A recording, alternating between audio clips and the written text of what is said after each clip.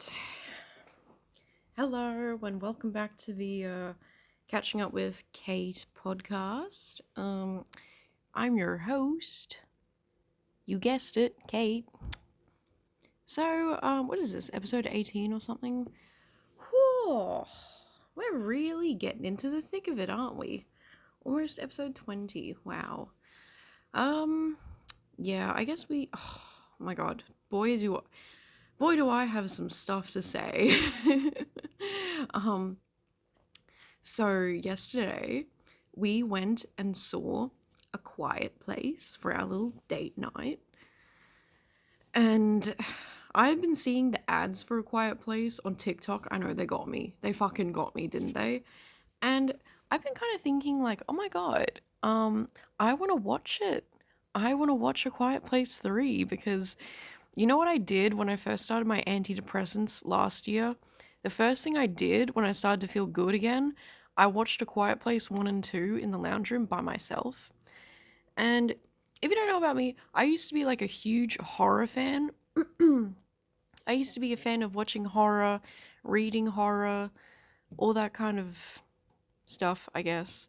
Maybe not so much playing horror, but oof. Anyway, so at some point in my life, it became so hard to like consume anything. I think this was because of the pandemic and stuff, but I got so anxious like just living. And so I stopped really engaging with horror themes for quite a long time, and especially by myself. Like I couldn't watch or do anything by myself that was like horror related. So, yeah. And then I noticed that once I started my antidepressants, I was like, let's fucking watch a horror movie by ourselves. And it was really nice, and I watched A Quiet Place when I did that.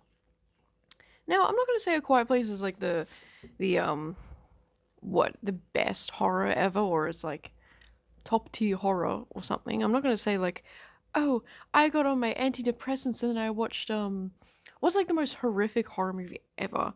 Actually, let's look that up because I know it's very subjective, but there's got to be something that's like objectively like the most horrific. What? Sorry, I don't know if like my mic is like okay today. It's like the same as every other time, but every time before I start recording the podcast, right? I what do I do? I like record a practice run, I listen to it, and then I'm like, okay, it's good. Okay, what is the scariest horror film? And then it's gonna be some like article like back in the 1920s, there was this really scary horror film about vampires that everyone thought was the most horrific thing ever. Or I'm seeing pictures of the Babadook. The Babadook had like one scary scene in it. Just one. That was it. But sometimes they do build up an entire movie just for one payoff, and sometimes it's really good, I guess. Because that was pretty scary. Okay, the 10 scariest horror movies. See, The Exorcist. I'm sorry, but The Exorcist is not scary. I think The Exorcist was scary for its time. To be honest, I find anything religious horror not really interesting to me. I think the scariest thing about The Exorcist is the fact that little girl broke her fucking back in one of the scenes. That's probably pretty scary. Hereditary? I haven't actually seen that. I do want to see that. Damn, The Conjuring? See, The Conjuring, that's more like demons. Insidious demons. Oh, religion. It's like, I don't know. I just don't find it that scary, to be honest. Yeah. Let's see, James Wan has staked out a place among modern masters of horror, directing films like Saw, Dead Silence. Okay, I don't know what Dead Silence is. Amityville Horror. Conjuring. Yeah. Okay, well, cool. Then we have The Shining. Again, The Shining wasn't scary. It was maybe more like a thriller. I don't know. It was like a mindfuck thriller, to be honest. It wasn't scary. So I guess this is kind of like what is like what people consider scary, you know? Yeah. Texas Chainsaw Massacre. I haven't seen it, but Oh, she has a. I've always found it interesting when some people open their mouths and you can see that they have like metal caps on their teeth. It's always like very. It's not like a bad thing or anything. It's always very much like, oh, which is a shame because some back in the day it used to be really common to get metal. I don't know, are they fillers or like just caps on your teeth when you had cavities or something? Metal was like really commonly used and stuff, and yeah, it's like super noticeable, but you know, it's like, what are you gonna do? Dentistry is expensive, which, by the way, it shouldn't be. It's ridiculous that it even is, to be honest. Anyway, we're not talking about dentistry right now. That's horror. Dentistry is horror, which reminds me, I do need to. I do need to book my dentist appointment. Or I need to get my what? No, it's not biannual. It's what's it called when you do two things a month? Annually is once a month. Is it biannually? Is it biannually? Biannually means twice a year or once every 2 years. Wow, that is compare with annually and biennially. So it is kind of biannually, I guess. Whatever. We learnt a new word, I guess. It could mean either twice a year or once a year. Isn't that crazy? Anyway, The Ring. Okay, the Japanese movie of The Ring, scariest fucking thing ever. Actually was terrifying. I was on the edge of my seat the entire time I was watching it. It was so scary. It built up so well. Oh, that was a 10 out of 10. Like, that's a movie that I still think about today. And I probably watched it back when I was in high school. Oof. Yeah. Yeah, I think some of these movies is very much like, for the time that it was presented in, was probably quite crazy. So I feel like the people making these lists are probably people who were like, no offense, kind of living through that time, you know? Whereas when you're like my age, I don't know.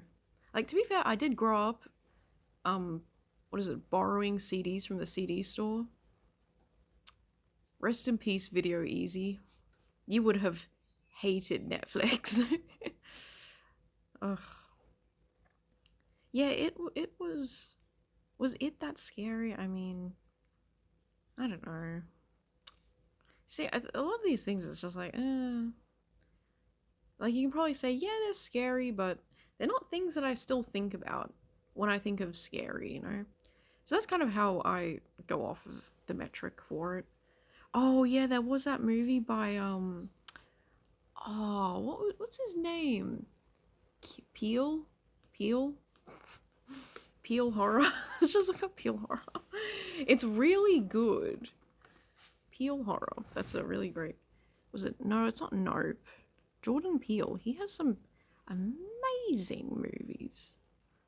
There's this one where it's about people's like shadow figures or something, and oh, it was so scary.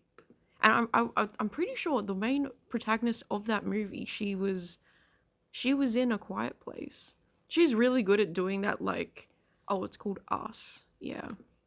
She's really good at doing that, like, eyes really wide open, like, crying, silent crying look. She's really good at it. Is it Lupita Nyong'o? Lupita Nyong'o? Oh, wait, maybe it's not her. Yeah, she's in A Quiet Place Day One. She's the main character. She's really good. Yeah, I like her. I think she's really cool. Oh, wait, what else is she in? She's in 12 Years a Slave, Star Wars, The Force Awakens. Oh, I didn't know that. Oh. Yeah, okay. Well, she's also in Big Mouth. She's in Black Panther. Um okay. Yeah, she's awesome. Love her. Actually, you know what I forgot to do? I need to open up my Word document. Sorry. This is so not professional. This is so not professional as I film at my dining room table. Oh yeah, I have my little socks next to me, my cat. I don't know what it is, but she really likes sleeping on the dining room table. dining chairs or whatever. She loves that shit. All right, we're at 10 minutes. So 10 minutes, it's the, we're talking about A Quiet Place, I guess. Finally. It's only going to be the title of the video. I went to a quiet place and made me cry. It really did. Okay, I have to say this. This is not a movie review channel by any means, but I do have to talk about this. I don't think I'll provide any spoilers. Let me just say, okay, potential spoiler. Okay, potential spoilers for A Quiet Place. And I don't know when they'll end. So, we'll figure it out in post, I guess. Okay, look. I really wanted to watch a horror movie because usually when I watch them, it's like, whatever. Like, if something happens to the main character, it's kind of like, oh, but then it's like, okay, whatever. Or if anything happens to any secondary characters, it's like, okay. But one thing I did not anticipate this movie doing that had me hooked from the beginning, had me every like 2 minutes I was saying, I can't do this, I can't watch this, I can't do this, is that they gave the main character a cat. They gave her a service cat, which, by the way, so cute, love it, because the plot of the movie is kind of like the main character is this woman who's terminally ill. I don't know exactly what she's ill with, but she's in hospice care at the beginning. And hospice care, I believe, is like end of life care or something. It's like when you just, it's kind of like, fuck, you know? Yeah, it's kind of like that. It's really, it's a big bummer, to be honest. And so she has this service cat, and I will preface this by saying that the cat's okay. The cat in the movie is fine, but it was such a gut-wrenching movie.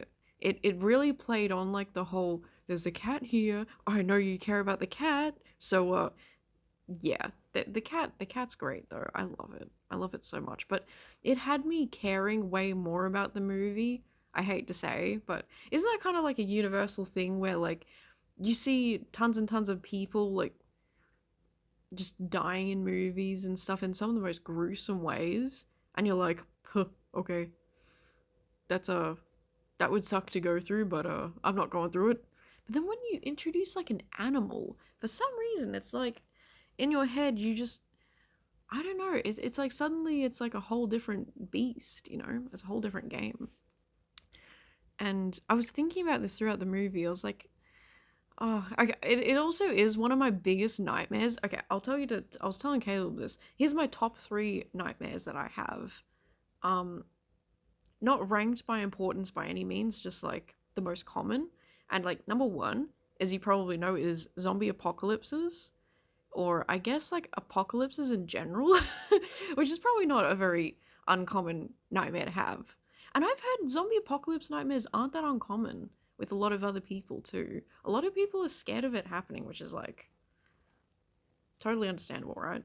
My second one is something a little bit more specific, and it's like a dream where I'm trying to defend myself or I'm trying to use a weapon, and I'm like not in control. Like for instance, there's this dream I used to have where I'd be using a chainsaw, but the chainsaw would be like so strong it would start turning on me, and then I wasn't strong enough to ever like, you know, go, whoo, get in your place, chainsaw, you know, that kind of stuff. So, but this second nightmare is kind of more like I'm always trying to defend myself or something in like a perilous situation, and it's like I'm fighting underwater, like that my body doesn't move as like quickly as I would want it to. It's like underwater physics. It's so weird. So yeah, that's like my second, I guess, most common nightmare. I haven't had it for a while. I think once I started to work out a bit more, I stopped having it. Or I think when I got out of like a really terrible home life situation, it's like it stopped happening because I stopped feeling like I needed to like fight all the time. So I think that helped too. And then the third most common nightmare I have is an apocalypse setting, but it's like just the start of the apocalypse. And it's always like I'm out the front of my home and my cat like runs out, or my cat like runs away and goes missing. And that one always just makes me so upset because, you know, I think about all the time, like if there was a fire situation, like the house had like an incident, and then um you know, the fire alarms go off, and you know, the fire alarms scare the shit out of our cats because they are just so loud, and to them it's like seemingly random. It's like horrific. And I know you should try to train your cats to like hear that sound and like come to you for food or something. It's like, a bitch, I don't think anyone's gonna fucking do that. I don't think cats are gonna be that easily persuaded, because it freaks them out so much. Like, how are you going to even do that? You turn on the alarm and you get the churros out and like, hey guys, here's some churros. I don't think that's gonna work. But granted, I haven't really tried, so I don't know.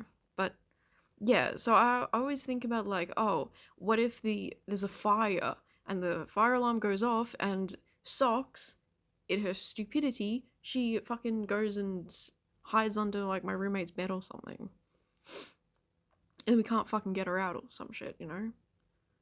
Like, yeah, I think about that all the time. So yeah, I'm obviously very I'm obviously very stressed about the idea of my cats, I don't know, just like not knowing what's going on and then something bad happening to them. I think everyone's kind of worried that their pet's going to have a moment like that, you know?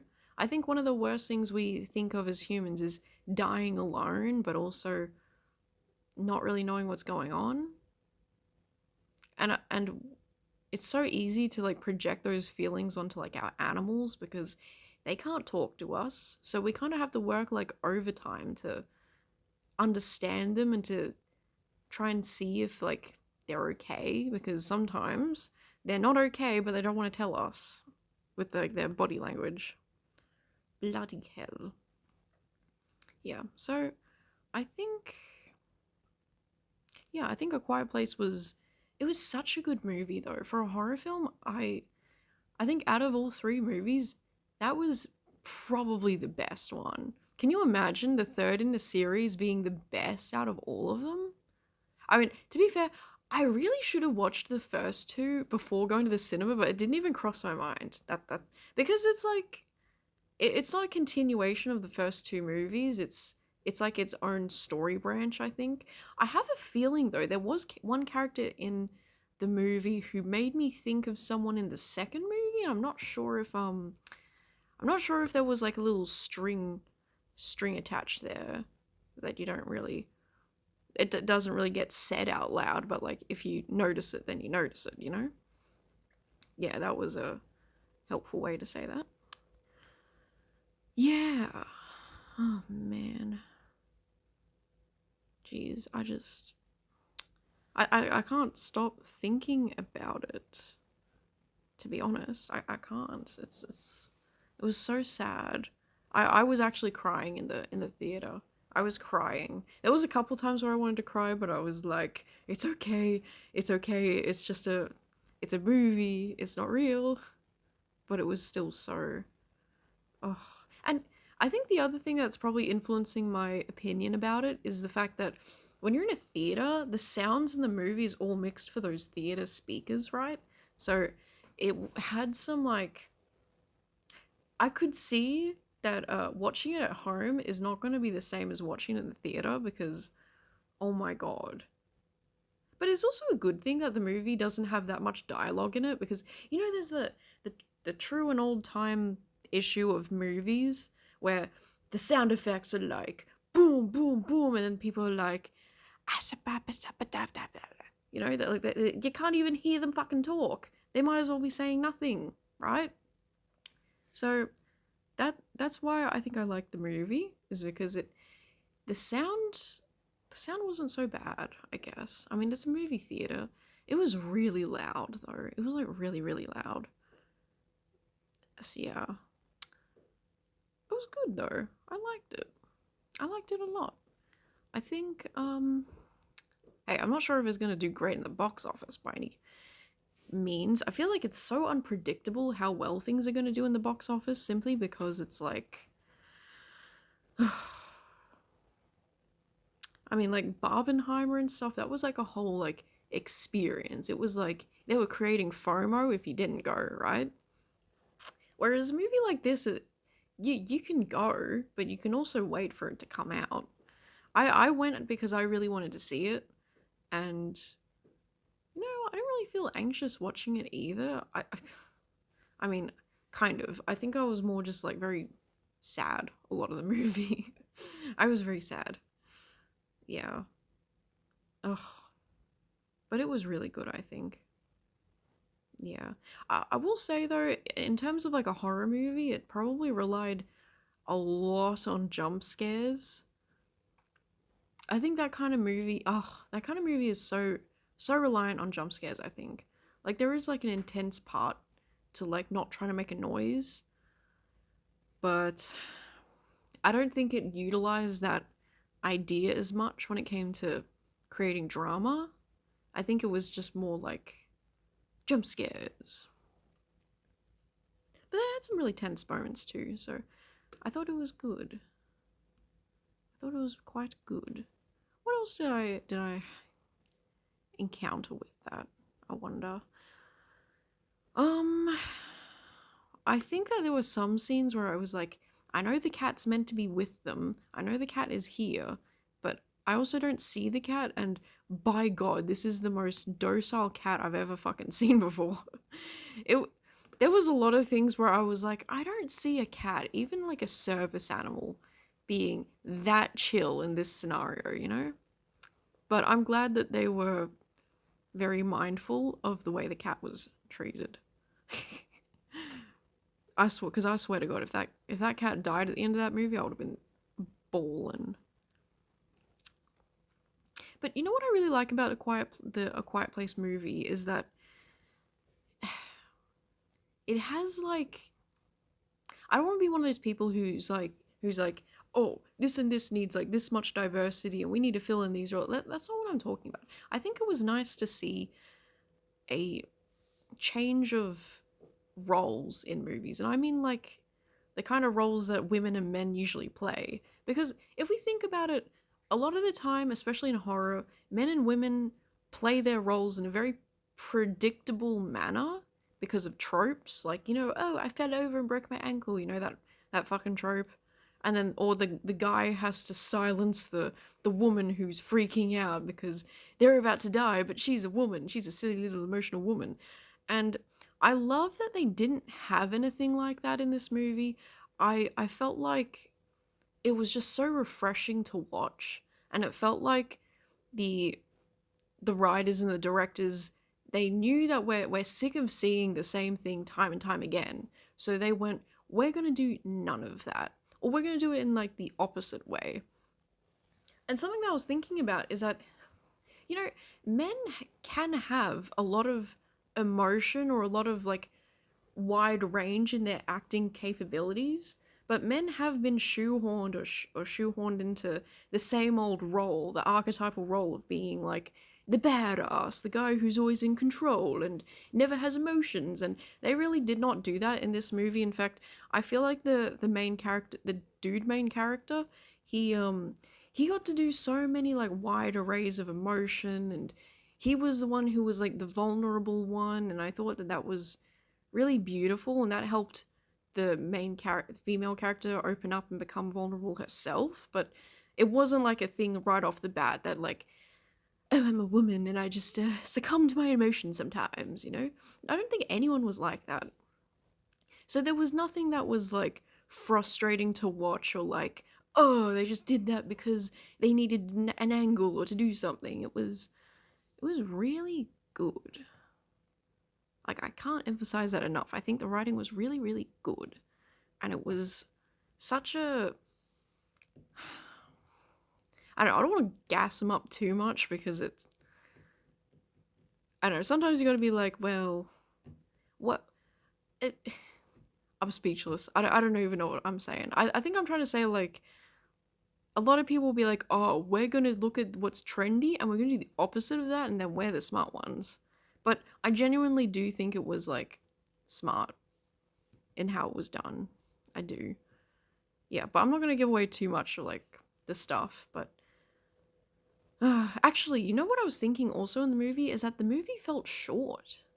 How weird is that? The last time I went to the movies, oh no, the last movie I watched, which I completely forgot up until now, was Everything Everywhere All at Once. And I thought that that was a pretty good movie, but I did think that it went on for like a little bit too long. I was definitely by the end of it, like, I was still interested in it, but I think there was some things that could have definitely been cut out. Whereas this movie, everything felt well paced, everything felt pretty well written. Um, I don't know. There was it was mostly good. Yeah. I think just sometimes it was like, where's the cat? I know the cat's here, but you know, it was a really well behaving cat too. Really good behaving cat. That cat is like quite an actor, I have to say. I know sometimes they probably had like a little doll and stuff. Oh god, it was so cute. Anyway, yeah, and I think they even dropped a little bit more lore about the creatures in the film. There was a bit more lore to it, I think. I don't really understand the meaning of it, so I don't know. Are we gonna get A Quiet Place 4? I don't know. But I think it was really good. So I would recommend watching it, I reckon. If you can handle it though. Because I'm not gonna lie, I felt like I could not watch it. I was like, I can't do this. I don't know why. It's just like it feels like I just felt so strongly about the whole cat thing, and I really didn't want anything bad to happen. But yeah, the ending is very, very sad. So, ugh. Anyway, so yeah, that's A Quiet Place. It made me cry. Um, yeah, it made me cry, and then I went to the bathroom and I couldn't figure out how the fucking taps worked because it said auto play sensor, and so I was putting my hand where the text said auto sensor, and then I was like, it's not working, but apparently it's underneath the tap where you can't see it. How stupid is that? Even the girl next to me was like, oh, it's over there. Yeah, it's so dumb, right?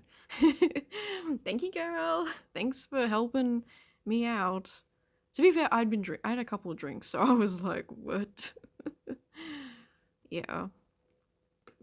Yeah, I don't know. I think that sorry, let me pause that. I had some videos lined up that I wanted to watch as well, but I don't know if I'll do them today. Um, maybe actually. I think we got time. Yeah, so what was I talking about? Right, the drinking.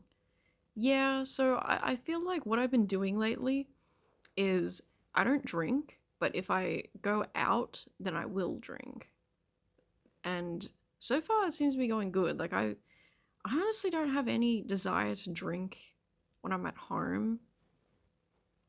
It's kind of like one of those things where I used to be able to have a glass of wine. And I'm not talking about like a proper glass. I'm talking about like a little glass because the only wine glasses we have are like gigantic for no reason. I'm not about to have a gigantic fucking hazard on my desk, on my computer desk with all my electronics. Nuh-uh. So I always have it in one of these little glasses.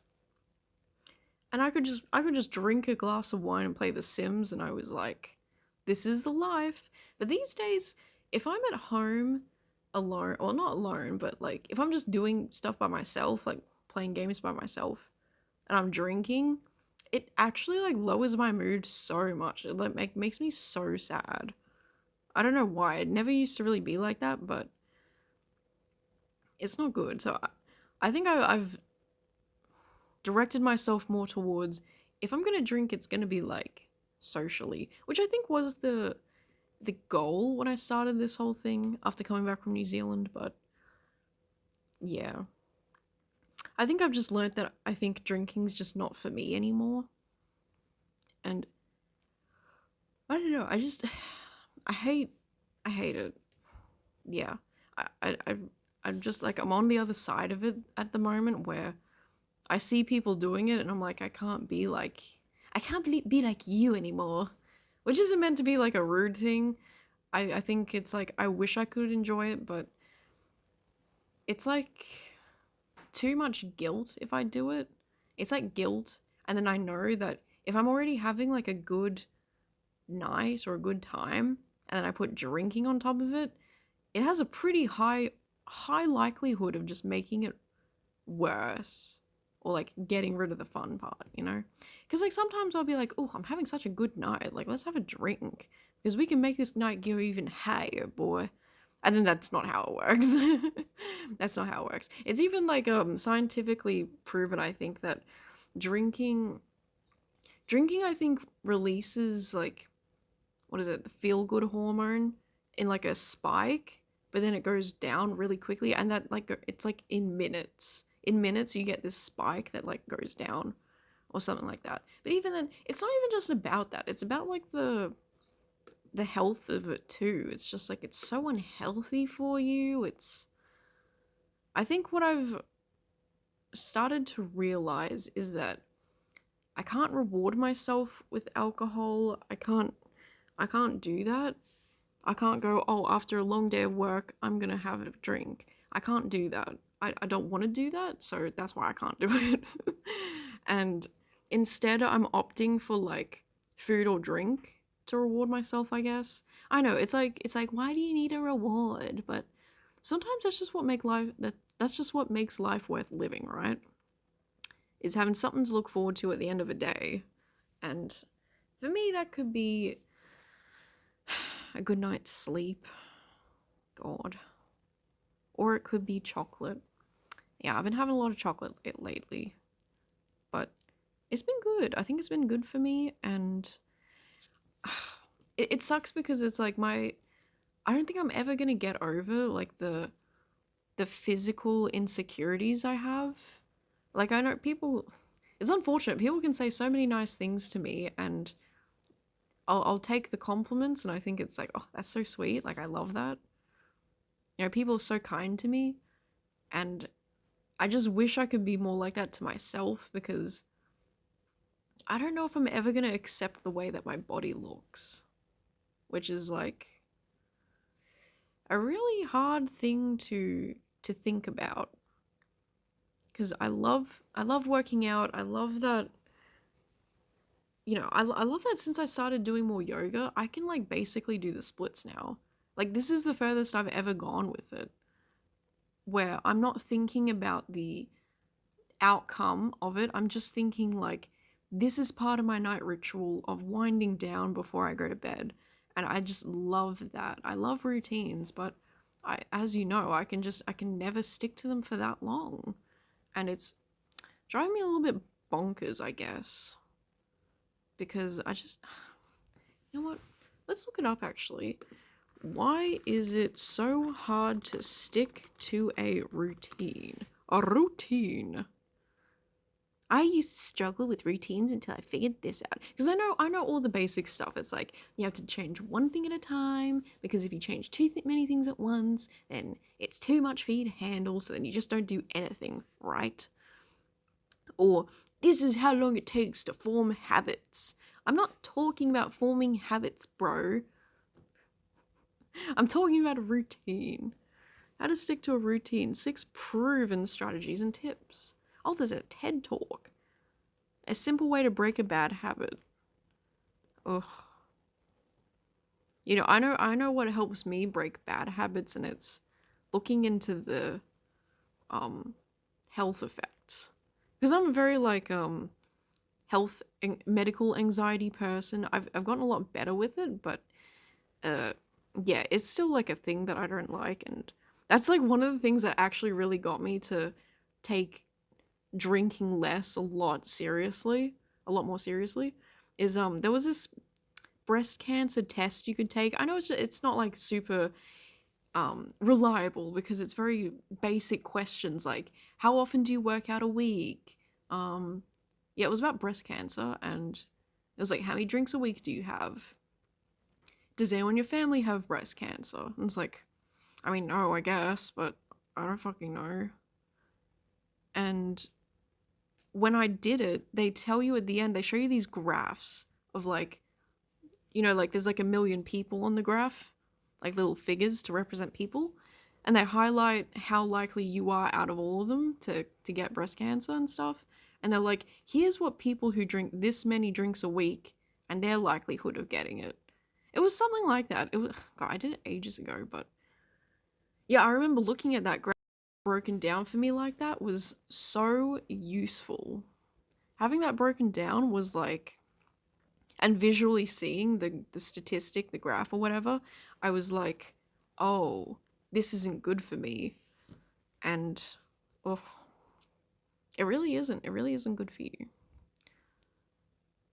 Yeah, and it's really not talked about, is it? Like schools, they have like drug education, sex education, but dude, no one ever mentioned this stuff about alcohol. And this isn't, I don't think this is that new of like a thing. I mean, I just don't remember them telling us about cancer and stuff. How, I want to look that up now. How recent is the link to how recent is the link to breast cancer and alcohol? Okay, is it alcohol is not your breast friend? Okay. Oh, it's only showing me recent stuff. Shouldn't we know this already? The link. Ooh. Oh, shouldn't we know this already? That's so true, isn't it, bestie? Breast cancer cases in Europe are higher than ever.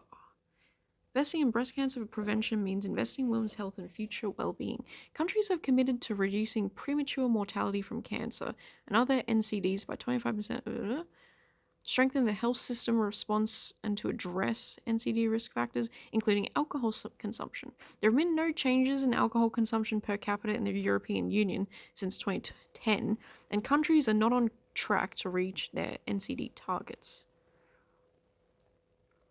Okay. So they're just going to give health warn. Oh, they want to do health warning labels? That would probably be really good, actually, because I was even telling my friends about it, and they were like, wait, what? Alcohol and breast cancer?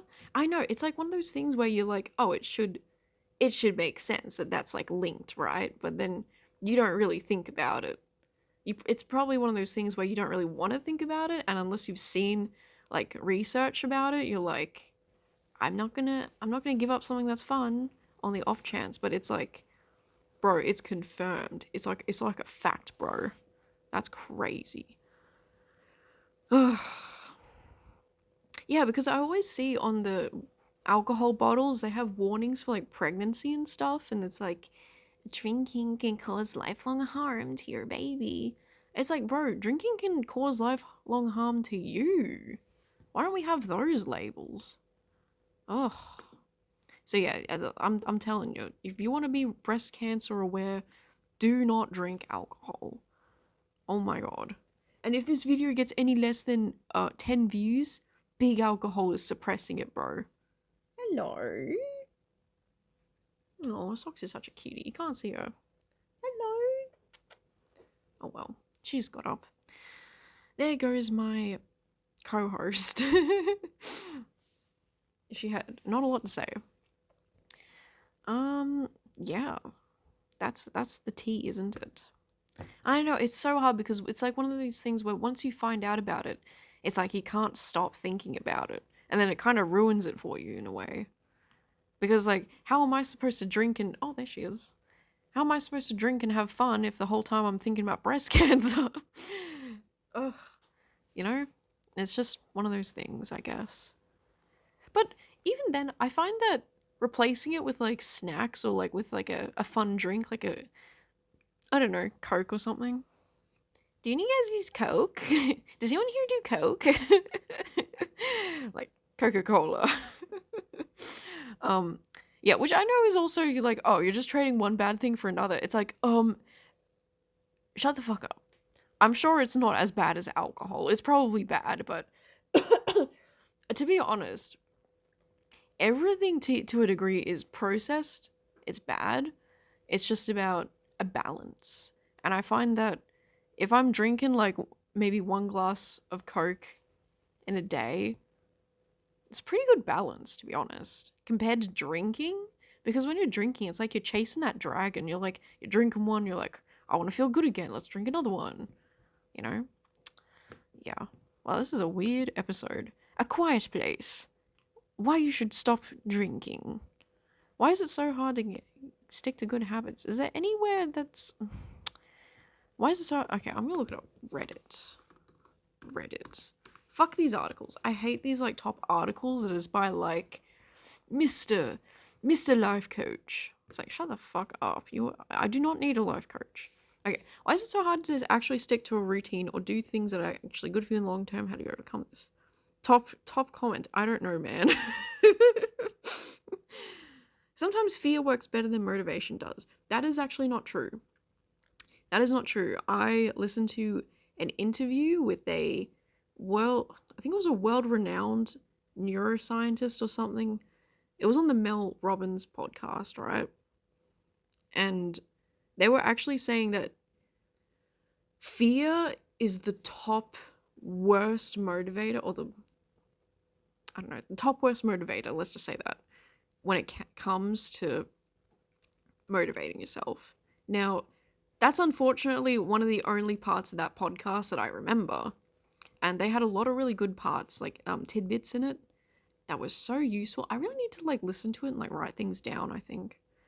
Because there are a lot of different ways to motivate yourself, and fear, I mean, I guess it's probably a little bit different for everyone. I think everyone kind of works in a different way, but I'm pretty sure they said fear is like, it's not good. Yeah, I'm sorry, I can't say any more about it because I legitimately don't remember. Oh, man. All right, what's the best way to stick to a routine? General advice. Change your mindset to look at the long run. Okay, so this is also not a good one that now I'm remembering. In the podcast, they were saying that the reason why people don't quit smoking isn't because like everyone knows that smoking's not good for them. Everyone knows that when they smoke, that they're ridiculously increasing their chances of illness, cancers, death, general death, I guess. Everyone knows that that's a probability, but no one thinks it's going to happen to them, right? And even then, it's like so far in the future that people think, oh, well, I could just die any day anyway. You know? It's like, oh, well, I could die in a car crash the next day. It's like, whatever, right? And so what you need to think about is the short term. Like, what is the short term thing that's going to change in your life if you do it? And then if you have those short term, I guess, feel good things, then you can also reach those long term good things. So there's that. Yeah, it's also the same with like dieting. Like you might think like, oh, I'm gonna look so skinny, but a lot of people think it's gonna happen like instantly, and then the big picture is that exercise takes years to really have much of an effect, I think, unless you're like min-maxing all your stats and having like, I'm not like a nutritionist. I'm just going based off of like what I've heard. And you know what's really disappointing is a lot of the time back when I was doing more cardio, I saw like an improvement in my cardio function. Like I definitely saw an improvement, but that still didn't keep me doing it because it was still such a pain in the ass to do the workout, because you have to use a timer on your phone to like time each exercise, 30 seconds on, 30 seconds off. And that's kind of how I was operating. And it was just such a nuisance to do. And it's also like low-key embarrassing. Like even though I'm doing it in front of the TV over there and I'm watching stuff, but I'm concentrating on my exercise, it's like my roommates are gonna come down and see me doing it. And then you have to wear like the proper attire to do cardio. So that means like, for me, 2 different fucking bras. I really need to get a sports bra. Wearing different bras, wearing specific shorts, and then you have to wash those. Like it's more than just like getting up and doing the thing. As Kim Kardashian says, it's not just about just getting up and working, okay? It's a whole lot of things. And so this person's saying the solution, oh, most routines are like investments. They only give returns in the long run. It's gonna make it difficult to stick to a routine on it. Sorry, I just made, audio listeners, I just made a face to the camera. If you can guess what kind of face I was making, then you get a reward. you get a medal for the day. Okay. I mean, it's true. Like, I've noticed results with my yoga. Tons of results. There's so many things that have helped improve me. Like, I always noticed when I first started out that my left leg, I had so much trouble balancing on it. And now it's like almost the same as my right leg, but one of my legs is definitely either stronger than the other, or I've noticed that like my posture, I tend to lean on one side a lot, which is a I learned that from the Wii Fit, actually. Yeah, the Wii Fit. It was actually really cool. It like teaches you about like your posture, your center of gravity and stuff. I'm sure the Wii Fit isn't like the greatest thing for like measuring health and stuff, but um it was good to hear about like, oh, you know, your legs need to be strong because it supports like 80% or like 60% of your body or something. um yeah, like it had some really useful tips to it and stuff, but you know, whatever. Look, learn how to say no. Learn how to say no. No. The biggest reasons that routines get derailed are unexpected opportunities, while they may sometimes be exciting and incredibly fruitful. Huh? Were you supposed to say more than that, but mate? The biggest reasons that routines get derailed are unexpected opportunities, while they may sometimes be exciting and incredibly fruitful. Okay, so they're basically saying, like, don't ever go off of, like, your routine. If your friends want to hang out one night to play, like, a game, but you have a routine, don't hang out with your friends, I guess. Which is kind of what I've noticed will derail me. But it's one of those things where it's like, I never get to hang out with my friends that often anymore because everyone's got their own lives. So the one time that we're all online and we can play at like 10 p.m., it's kind of like, yeah, I want to be there. I want to be there. It's like, ugh. And you know how they always react? I'm not going to say this is necessarily a bad friend act. It's just that they're not on the same journey as you, so they don't get it. But if I'm like, oh, it's like 8:30 and I'm like, guys, I can't play League anymore. I've got to go to bed. They're always like, bed? Go to bed? What? It's so early. That's literally how they sound. And it's true. It's like it is early, I know. But that's because I get up at 5:30. Why do you get up at 5:30? Yeah, it's so I can play Stardew Valley in the mornings. Yeah. Jokes. I did not wake up. You know what's so frustrating? I woke up at 6 on Saturday, and then I woke up at 5:50 on Sunday. So then I'm like, oh, this is great. Monday, I'm gonna be up so early. Did not happen. It didn't happen because I woke up twice at like 4 in the morning because these fucking cats. And then I think to myself, man, we should really just not let the cats sleep with us in the bed. We should just close our doors and not let them come in the room. But I love my cats. And dude, after watching A Quiet Place, I want to hold my cats for a little while. I want to hold on to them and hug them. The poor things. They don't know what I've seen. Okay, so I don't know. Make a habit. Make it a habit. Do some things long enough and it'll turn into a habit. This is 2 years ago, bro. This is the most basic advice. Your brain will start doing those things on autopilot. Do things long enough. Okay, so this is the worst post. I'd downvote it if I could. It's the worst. Okay, I can't maintain a routine. Need advice. How long ago was this? 3 years.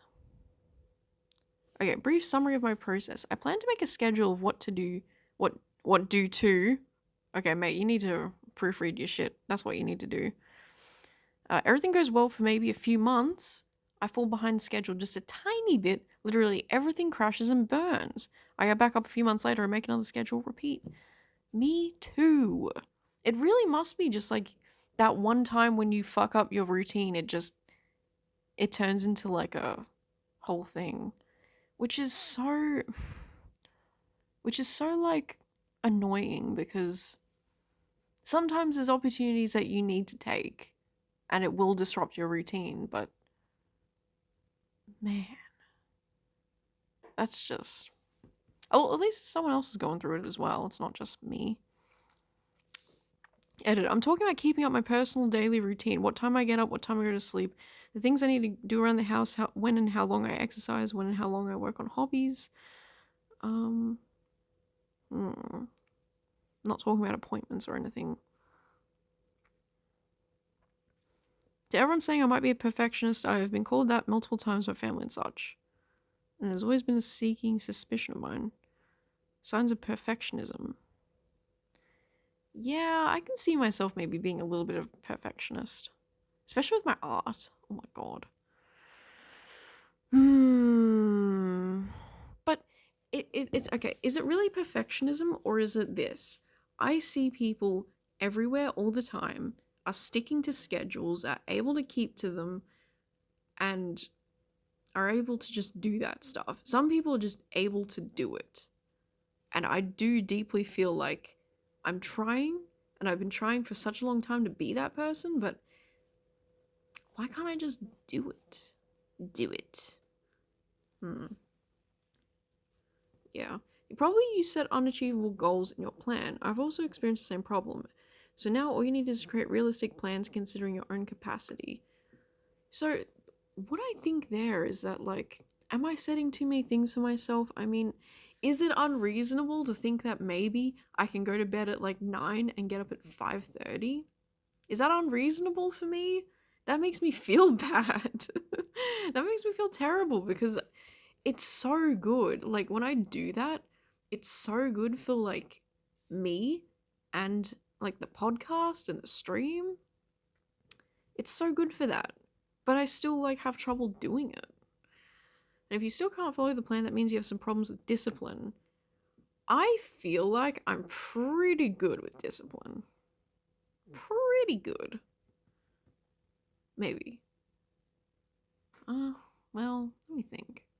Maybe we should look up what are the signs of good discipline. Maybe by definition I'm not actually. What are signs of good I feel like I'm pretty good in that, like, if I set something for myself, like, oh, I'm not going to drink except when I'm out or like hanging out with people, that's good. I'm really good at that. Or like, I guess I don't smoke cigarettes, so that's not really one I can think about. Good at discipline. I'm like trying to think of other things. I mean, wow, I can't actually think of anything else. That's bad.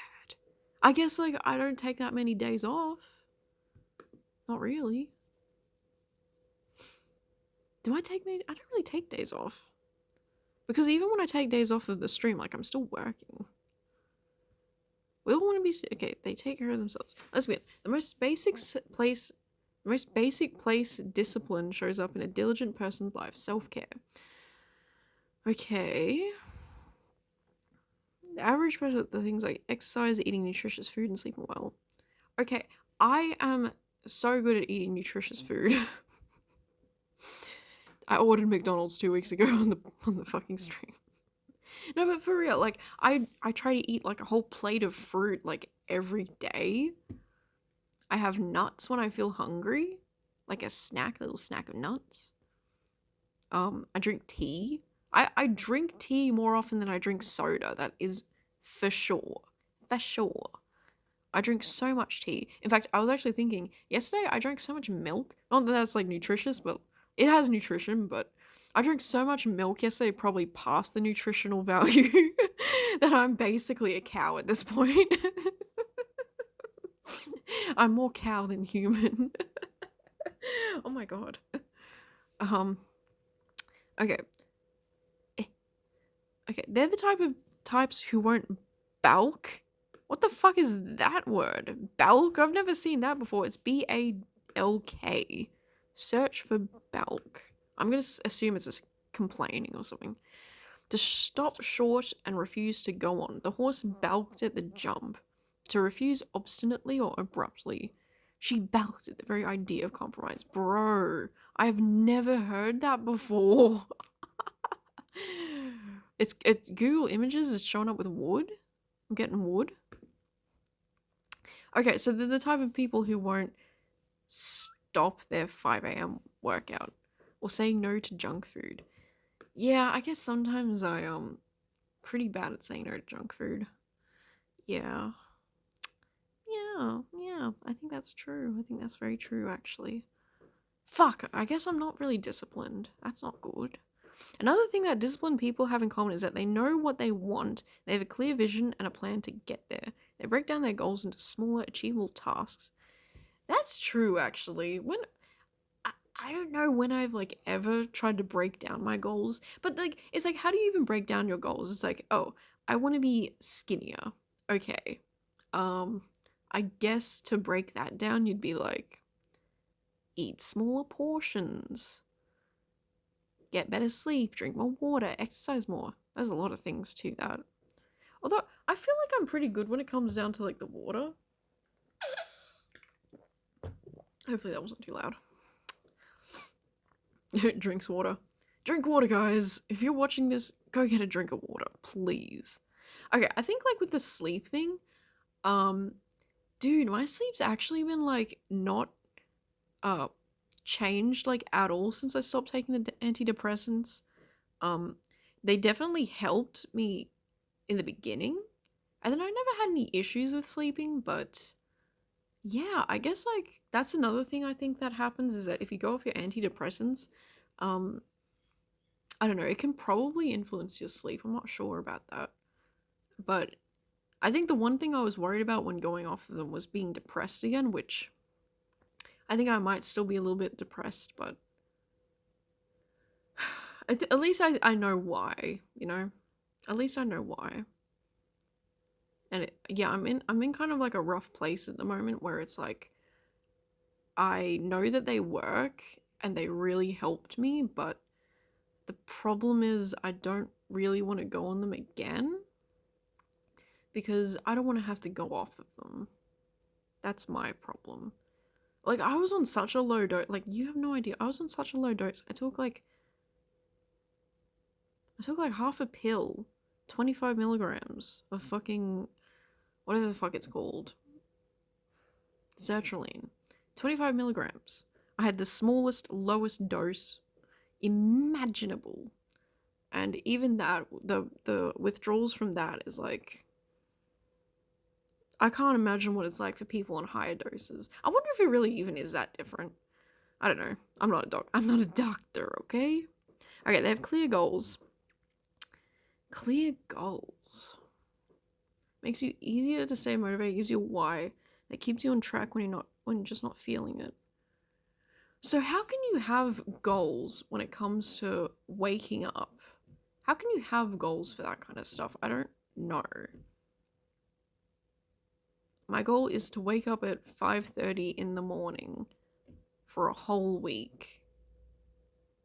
Maybe that's how you do it, because I feel like that's how I did it last time. I just went, this week I'm going to get up at 5:30. And then it kind of just kept going. Shit, I guess I just answered my own question, huh? Alright, they practice mind over matter. It's only natural to feel unmotivated from time to time. Even disciplined people aren't immune to that. But they have one thing that keeps them going. Their mental strength to overcome unpleasant thoughts or attitudes. Shut the fuck up. Actually, shut the fuck up right now. What the fuck? Mental strength? Mind over matter is a concept that's easier said than done. Think about all those times when you didn't feel like working. Wasn't it hard to talk to yourself into pushing on? From visualization, affirmations, they have a whole range of strategies to keep them going. Shut the fuck up.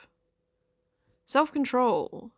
Wow, self-control is another key trait of disciplined people. Holy shit. Pack it in, guys. We figured it out. Holy fuck. This This is the kind of shit that I hate reading, but I'm reading it because I'm like, maybe I should look somewhere other than Reddit. Boo.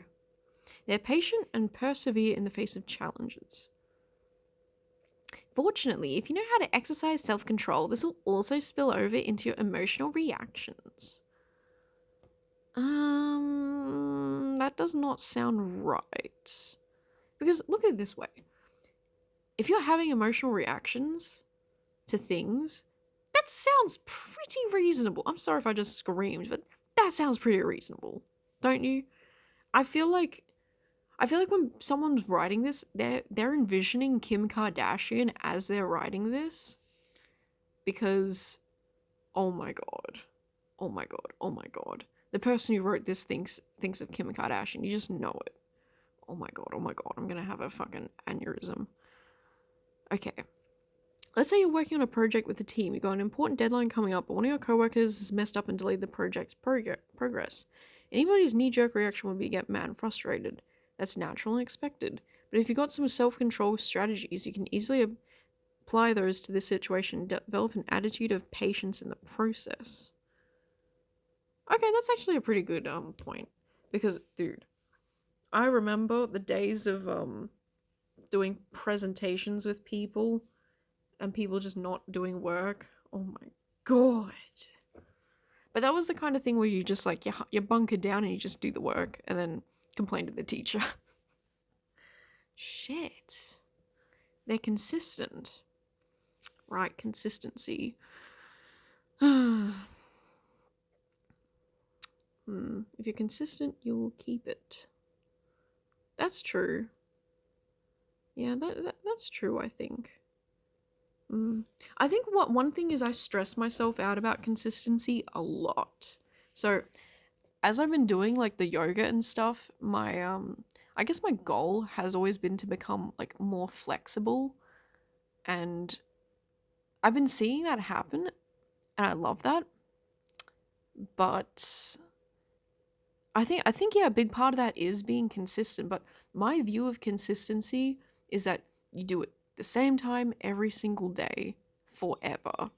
That's how I view consistency. So whenever I get sick, usually you're out for like a week or something, a week, maybe 2 weeks if it's really bad. And I always had so much anxiety when I'd be sick because I'd be like, oh my god, I can't do like my exercise. I'm gonna lose everything that I managed to achieve. And I think that mentality must come from somewhere where like people always saying like, oh, you can lose it really quickly if you're not careful. Like a moment on the lips is forever on the hips, as they say. And I think I'm trying to reteach myself those concepts because, it's like if I eat a salad for lunch, I feel so skinny that day. I feel so thin and skinny. But then it in the long, it's not really doing that much. Like you're having salad for one lunch in the week, the whole week. Like that's not actually doing as much as you think it is, right? What you need to be doing is doing it like every day, right? And the same goes for fast food. If I have McDonald's one lunch out of the week, that's not going to make me 10 pounds heavier or whatever the fuck. Right? But I still think like that. I think that everything is so much more dramatic in like which way everything's going. And it's just not like that. And that is something that I've learned firsthand with the yoga and the flexibility, is that I haven't really been doing the yoga as consistently. I've done it the past couple nights, but I used to do it like every day of the week, and I was doing that for like months. Pretty much as soon as I moved into this place, I've been pretty active with the yoga. However, the past few weeks have been pretty spotty with it, just because like I do the under desk biking thing, which is just really fun. Okay, it's fun and it actually feels really good for my legs. But then I end up having really sore legs, so I don't do the yoga. And then when I come back to the yoga, I do feel a little bit stiff, but it's incredibly easy to get to see, like, what am I saying? It's incredibly easy to see that I have not lost any flexibility or functionality, even though I haven't been doing it as consistently as I used to. So, that has been like a really valuable lesson for me to be like, oh, like in my mind, I'm thinking, oh, it's gone. It's been weeks, it's gone. And apparently, like, flexibility is like hard to achieve, but it's ridiculously easy to maintain. So that's one thing. And I guess in some way too, it's the same with the muscle stuff. I've been doing like arm workouts with like 5 kilogram dumbbells or whatever, and I haven't been consistent with that either. Let's be honest. But again, I noticed that the other night when I was doing it, it was easy to come back to, and I haven't done it for like more than a couple weeks. So I think that there is like this very valuable lesson to not stress so much about doing something every single day, because what I feel like this I don't know, I have a feeling that people who are able to get up at 5:30 every single morning, who are able to do their hour-long workout, who are able to do their juices and and all that stuff, those people are just different. They're just different to me. And I feel like that's just not who I can be, I guess. And you know, it makes a lot of sense. Like, I struggle a lot with like mental health issues, and that ends up, yeah, I think that ends up really contributing to like a whole domino effect of bad stuff, because I get it. I feel good for a little bit. I have a great routine. I stick to it. I start feeling good about myself. Then, I don't know, I get depressed about something, and then it all comes tumbling down, tumbling down. And so I think what I was doing last week, something new I was trying, is that I kept sleeping in before the stream. I'd be awake like maybe an hour or like 10 minutes before I was supposed to start the stream. Um I always try to start it at 9 every morning, and I kind of just noticed myself feeling a lot more like, turn off the alarm, I'm going back to bed. And so I went, okay, I'm not even going to turn on my alarms this time. I'm just going to let myself do what I naturally need to do. Because I was noticing that I'd wake up and I'd feel so depressed. I'd be like, I am not ready to wake up at 6 and see people and talk to people. Like, and by that I mean like my roommates and stuff. It's like, I'm not ready to get up and face everybody. It's just one of those things where you feel this overwhelming feeling of like, there's too much pressure. I have to perform. Like, I always feel like I have to perform in front of people when I'm socializing. It's a very what do you call it? It's a very draining thing to do. And when you're talking to someone who, well, not talking, but God, I don't mean to out anyone, but when you're living with someone who has like ADHD, they have these tendencies that are really draining for me. Like, um, every time like they see me, they have to make like a certain noise, and I'm like, I cannot. I cannot. And like, even during the day when they come home and they do that, it's like they're not even saying hi to me, they're just making a noise to like acknowledge my presence, which is like, I appreciate it, babe, but if I have to say hello one more time, I'm gonna freak. Like, we've already said hi to each other when you came home. I'm not gonna say hi to you anymore. I'll talk to you if you want. Like, I'm down to do that, but please stop making noises at me. But you know, they can't handle it because it's part of their condition. So you know, that's kind of like what it is, I guess. And so a lot of that comes down to like, you know, as who I am, I was raised a lot on like politeness and stuff. So for me, when someone is like making a noise at me, I'm considering that as like, oh, I need to reciprocate. And for the longest time, I had that trouble where it was like, I'm so exhausted from reciprocating all the time. And then I've just learned to like stop doing it. Maybe like nod my head, but I can't do it anymore. It's draining. And so then you think to yourself, like, is that normal? Is that normal to be drained from stuff like that? So I think I'm just like generally a very like depressed person, and I'm in this limbo mode where I'm not sure where I'm gonna go with it.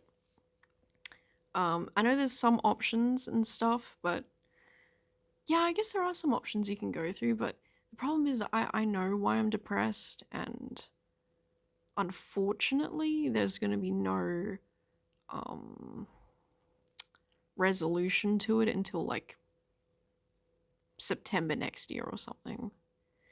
So that's really awesome.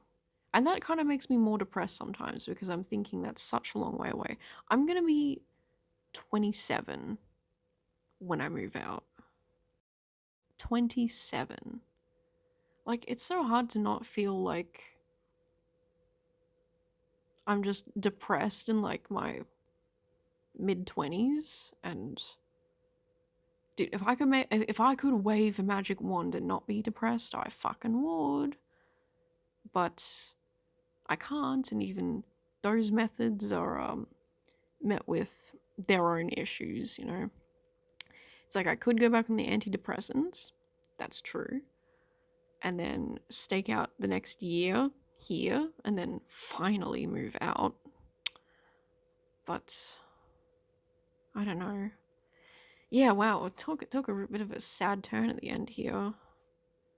And it's like, I'm depressed being here because I do so much around the house, cleaning, and there's like zero appreciation for that. And do you know how demoralizing it is to be cleaning every weekend and then everyone else in the house is just kind of like playing video games? And then you're physically seeing me vacuuming the stairs, the common areas that we all use. And no one has anything to say about it. Everyone's just like avoiding it. And I'm the only one who's really doing it. So I've kind of decided I'm not going to do it anymore. Like, I actually don't fucking care anymore.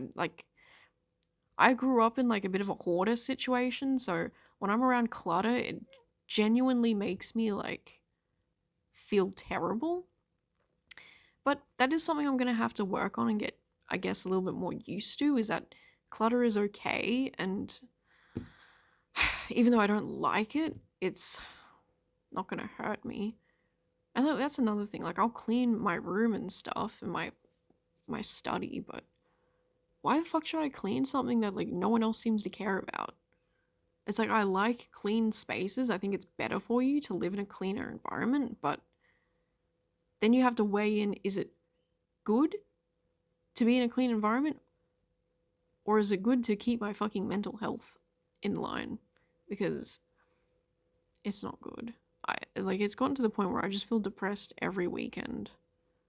And even the weekdays, I wake up and I'm depressed because I don't want to be here. But then I feel like all my young years are like gone wasted in a way, because it's like, um you know, if you want to have children, right, you need to have them at like a good time, I guess. I mean, I know everyone does it like differently, and everyone says like, oh, you can do it whenever, it's fine, but there's an immense amount of pressure to do it when you're like not 30. And so I've always thought that like I'd do it at like 29 or something. And yeah, it's like I don't want to do it when I'm like 30. Oh, wait, no offense to people who do it at 30. I personally think it's fine, but then you kind of weigh up the age and stuff, and you're like, okay, I'll be 30, so when I'm 50, they're 20, and I mean, it doesn't sound that bad, to be honest. I don't know. I think the most important thing about having kids is that you're just healthy. And so, yeah, I guess that's another good thing, actually. Me like practicing not drinking is gonna be so good because, you know, I mean, to be honest, I'm like stressing about something that's like so far in the future, but at the same time, it doesn't feel that far. But then at the same time, it might not even happen for me. You know what I'm saying? I might not even. Yeah. So there's a lot of like shitty feelings about that whole thing because it really genuinely feels like there's like a time clock in the background of my life. And I hate feeling that way. I really do. but I really want to have kids someday, and I want to. I don't know. I don't know. It's just something that I want to do, and I think I went through a stage of like not wanting it. Then now I'm back on like I think the stage of me like not wanting to do it was when I was in like university and stuff, because I was like, oh my god, people are getting pregnant at my age. That's crazy. I would never. But as I've been like learning more about it, I think I'm a lot less scared of it. I think that was another driving factor, is like the whole, pregnancy is super scary, but it's something that I want to do, and I don't feel as scared about it anymore. Dude, how depressing would that be?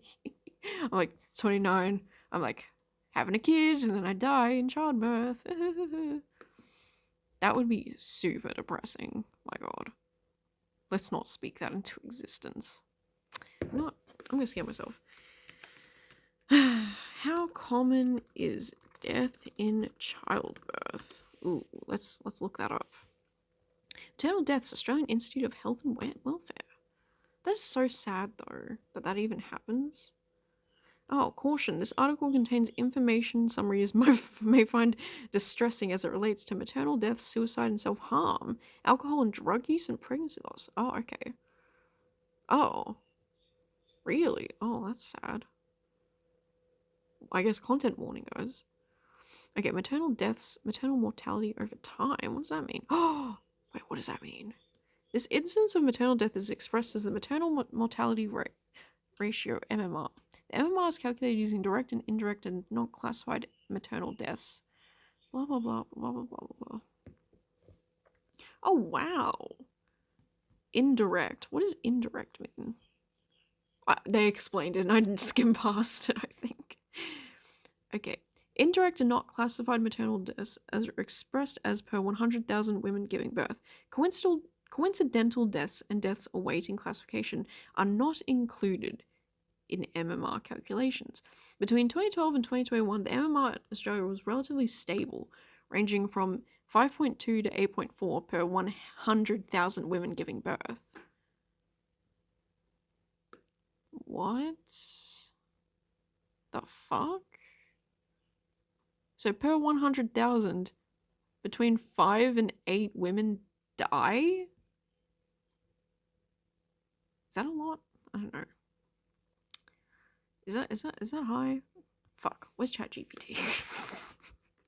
ChatGPT. I don't know. Like, it's such a complicated topic. Okay. Ranging. I think I'm reading that right. Data tables. National maternal mortality data. Annual update 2021. Bro, it's 2024. Okay, let's just ask ChatGPT.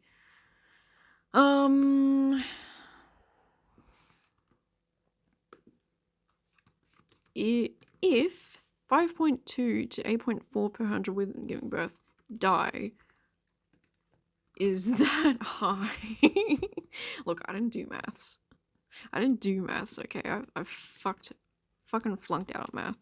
If 5.2 to 8.4 per 100,000 women giving birth die, is that high? Oh, wait, he actually knows. It actually knows the MMR. The maternal mortality ratio of 5.2 to 8.4 per 100,000 women giving birth is considered low by global standards. Rare Australia W? Global context. Okay, let's try to speak a little bit better. Okay, according to the World Health Organization, the global maternal mortality ratio was approximately 152 deaths per 100,000 live births. That means we're streaming it live. This means that a rate of 5.2 to 8.4 is significantly lower than the global average. Yeah, but that's because the global average is like everywhere. It's considering everywhere all at once, right? So I feel like that doesn't really make a whole lot of sense. Okay, let's see. In many high income countries, the MMR is typically lower. For example, in countries like Norway, Japan, and Netherlands, the MMR can be as low as 2 to 4. In the United States, oh my god, if you're from the US, you might not want to listen to this because it's actually devastating. In the US, the MMR was around 23.8 per 100,000 live births in 2020. To be fair, 2020 was probably like a crazy hedge case, but 23? Compared to the global average, and even the average in high-income countries, a maternal mortality ratio of 5.2 is relatively low, indicating a high level of maternal health care and lower risk for women giving birth. Oh, that is crazy. Okay. Ugh. Is the pressure to have kids in your 20s reasonable? No. Is it so? I'm trying to ask it. I'm trying to think of like how to ask this. I want to ask like, is having kids when you're like 30 like that bad? Is getting pregnant when you're in your 30s really that bad? I'm asking it. Look, it's ChatGPT. It's not a doctor. I'm getting the vibes. This is a vibe check. Getting pregnant in your 30s is not inherently bad, but does come with some increased risks. Consideration. I think there's another thing to it that I'm thinking of where once I have kids, I'm thinking that's like basically life ending for me anyway. Not like life ending in like the morbid way, but in like the way of like, how am I going to work if I'm looking after a kid, How am I going to do that? Like, that's probably something I'm not going to be able to do. But in saying that, a lot of people still work even when they have kids. So, I don't know. I think that I keep thinking to myself, like, that's it. That's like, I'm done. But I would like to still be able to do my life and my stuff after having a kid. So, you know what? Maybe it isn't the be all and end all of everything. I keep thinking of it like that. Look, I'm thinking about it kind of like that because I was raised to think that way. Like, my mother constantly told me when I was growing up, don't have kids until you're ready. Don't have kids. Like, live your life. It's like, yeah, mom, I get it. You had kids when you were like way too young. I understand. And that's kind of instilled this thing in me where it's like, if I have kids, that is GG. Like, that is the Nexus. The Nexus has been broken. We're now in post-game chat. Okay. What was I gonna look up? How old is Marzia? I'm gonna base everything off of how PewDiePie and Marzia live their life. Joking. How old is she? She's 31. She's 31. It's not a bad time to have a kid, I feel. Yeah, good for her. Okay. Risks. Fertility decline. I know, everyone says fertility begins to decline in a woman's early 30s, but drops more significantly after 35. Makes sense. And that's not at all a, what's it called? Like a rage baity thing to say. I know so many people do like so much rage bait around like fertility. It's so annoying. Okay, increased risk of complications. Gestational diabetes, high blood. Look, I feel like with gestational diabetes, you can just avoid that by just eating better. How can you avoid gestational diabetes? Dude, what is that, like something that continues even after the pregnancy? That's crazy. I don't know. Okay. Pre-pregnancy. Aim to achieve and maintain a healthy weight before getting pregnant. Even a modest weight loss can reduce the risk the risk of gestational diabetes. Oh my god. Wait, this might be such a good way to motivate me. Gain weight gradually according to a healthcare provider's recommendations. Because you do need to eat a little bit more when you're pregnant, but wow, when did this become the pregnancy podcast? Whatever. Is this interesting? I feel like I should go now, actually. I'm way over time. But you know what? It's interesting. It's something to talk about. It's something to think about. And I always feel so much better when I do the podcast and like talk about how I'm feeling and stuff. This was like a lot more of like a personal sharing episode, which sometimes we need to be vulnerable. Okay, okay. Yeah, we talked about A Quiet Place. Man, we didn't get to all the things I wanted to get to because there was some really bad stuff. Maybe I'll do it on stream actually. There was these TikToks of these teen parents going around. You might have even seen it. And I think I'll get onto that on the stream and even record me like reacting to it. Oh my god. Oh my god, I'm so content pilled.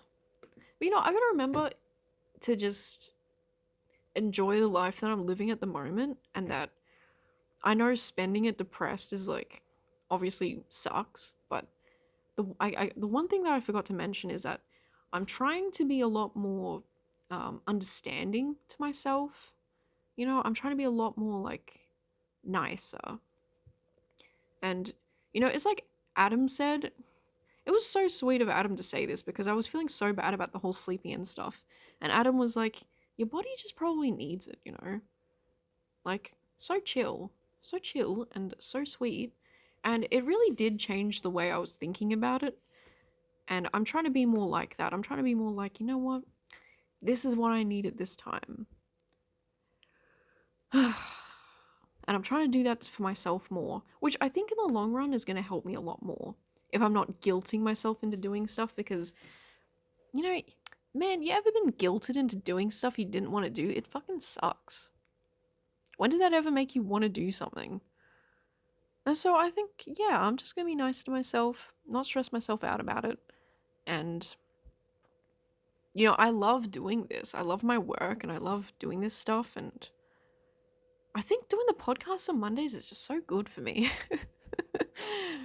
It's like it's always something to look forward to, and it breaks up the schedule of things. Like I have a pretty, I don't know, I have a schedule, right? But it's nice to have something different to do on the week that's not all the same thing. Yeah, I think that makes sense. So yeah, let me think. Is there anything else worth catching up to? Let's see. What else did I do? I had a nice weekend. I think I played so much Fallout New Vegas. Oh god, I need to talk about this maybe next time. But I'm so addicted to like Steam achievements. It's not funny. Like, I it's the reason why I keep playing, like jumping from game to game, is that I'm like, oh, I could get this achievement. Oh, I could do this. But I've been actually having a lot of fun playing Fallout lately. So, oh, it's so good. I might actually play it on stream. It could be fun. Anyway, anything else to talk about? All the cats are great. They're all in great health, great shape. Bella is getting her teeth cleaned the end of the week, so that's gonna be fun. But I love her so much. Bella, where are you? Bella. She's sleeping on a beanbag at the moment. Moochie, do you want to say hi to everybody? Moochie. No.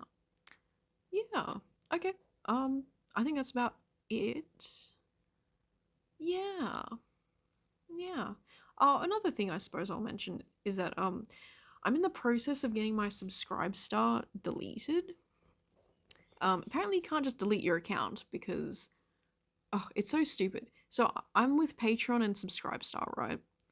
I love Patreon. I hate the new UI updates, but I love it a lot more than Subscribestar. Subscribestar is like so informal as like a website, and I originally was on both posting the same stuff, but that's because I wanted some variety in things, and there was like a time where it was kind of unclear how Patreon was going to approach NSFW Patreon pages, but it seems to be all fine now. And so for the longest time I had Subscribestar, and I didn't know at the time of signing up, but they had these weird rules in the beginning where you needed to have like 5 active subscribers, and you need to have like $300 saved up in the account to even take money out. It was like a minimum of 300, and I didn't know any of that stuff. And then they ended up changing it at some point where you needed like less. I think now it's like 150 or it's like as much as you want, I think. I don't know. Anyway, yeah, so I did end up taking the money out like a couple years ago. And maybe it was like 1 year ago. Dude, I took the money out and then I was dealing with medical stuff at the time, so that paid for my medical stuff. And that's it. That's all that money went to. And then this time around, I took the money out and I set it aside in savings, which will probably go back into like the stream or something. I don't know. Yeah, so anyway, on top of all that, I decided to delete it because I don't have any subscribers there, lol. Lol, it's dead over there, but which is understandable because, to be honest, it's kind of like a dodgy website, I feel, in my opinion. It feels kind of dodge. I don't know. And like all of like the requirements that they requirement? Oh my god. Requirements? Wow, that is a weird word.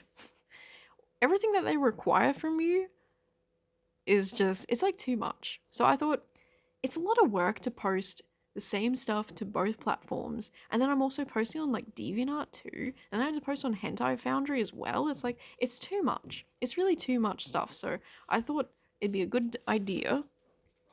Oh, there it is. It'd be a good idea to just get rid of it, right? Just keep Patreon.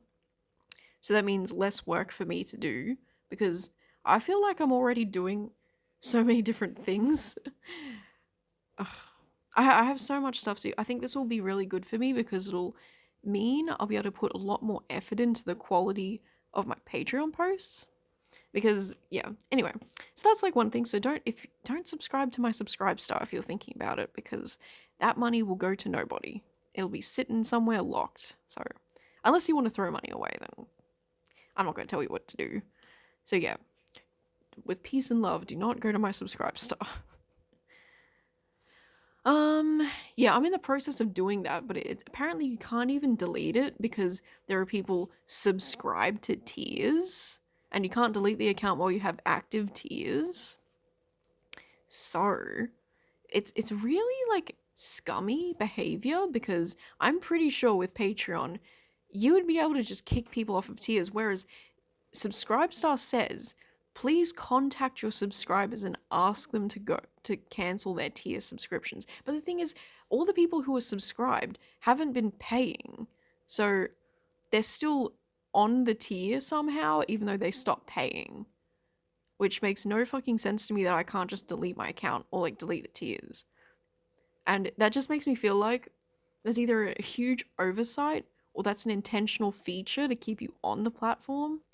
Because imagine how hard it would be to delete your account and you have people who are actually coming in and resubscribing or subbing and stuff, and then you have to tell each and every one to, hey, please don't actually subscribe, I'm in the middle of deleting it, and you have to tell your social medias like, hey, don't come here.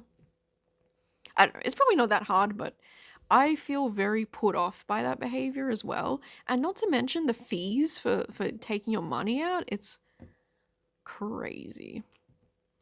So yeah, in short, I would not recommend to use them. They are not the greatest, I think. Yeah.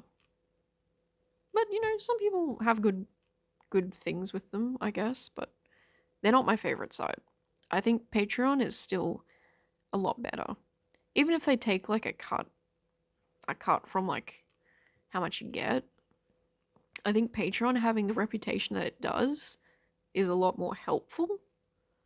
Whereas Subscribestar has like zero reputation. Anyway, I've got to go.